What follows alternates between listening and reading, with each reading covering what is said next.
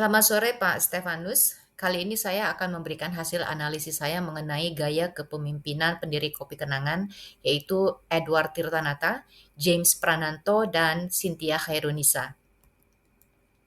Apa itu strategic leadership? Menurut Yukel, strategic leadership adalah kemampuan pemimpin tingkat atas untuk memengaruhi kinerja organisasi jangka panjang melalui visi, budaya, sistem, dan pengelolaan sumber daya manusia. Strategic leader tidak hanya fokus pada operasional harian, tetapi memastikan organisasi tumbuh, bertahan, dan mengeksekusi strategi secara berkelanjutan.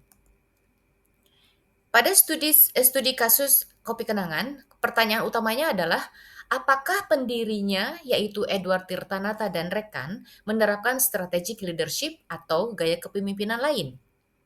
Hasil analisis saya adalah sebagai berikut.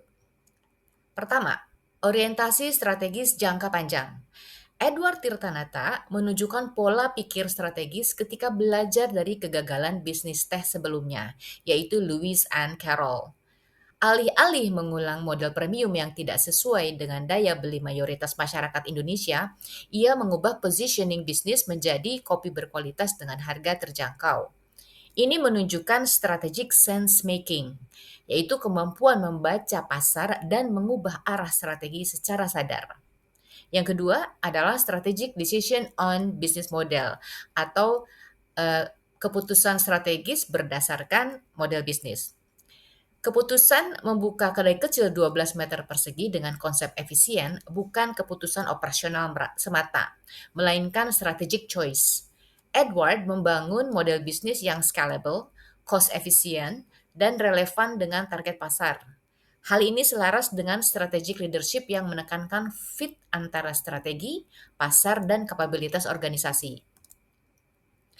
Dari sisi tim leadership, Edward tidak hanya bertindak sebagai pemimpin individualistik. Ia membangun keputusan melalui diskusi, riset, dan pertukaran ide dengan rekan-rekannya, atau keputusan kolektif. Hal ini mencerminkan strategic leadership yang memberdayakan tim inti, bukan hanya mengandalkan figur tunggal. Selain strategic leadership, gaya kepemimpinan Edward juga mengandung unsur entrepreneurial leadership, terutama dalam keberanian mengambil risiko dan memulai ulang dari kegagalan. Namun, yang membedakannya adalah kemampuannya mengubah pembelajaran tersebut menjadi strategi jangka panjang, bukan sekedar eksperimen sesaat.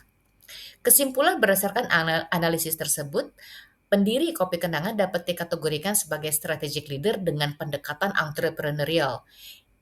Ia tidak hanya membangun bisnis, tetapi membangun arah, sistem, dan tim yang memungkinkan Kopi Kenangan tumbuh secara berkelanjutan dan menjadi top of mind di Indonesia.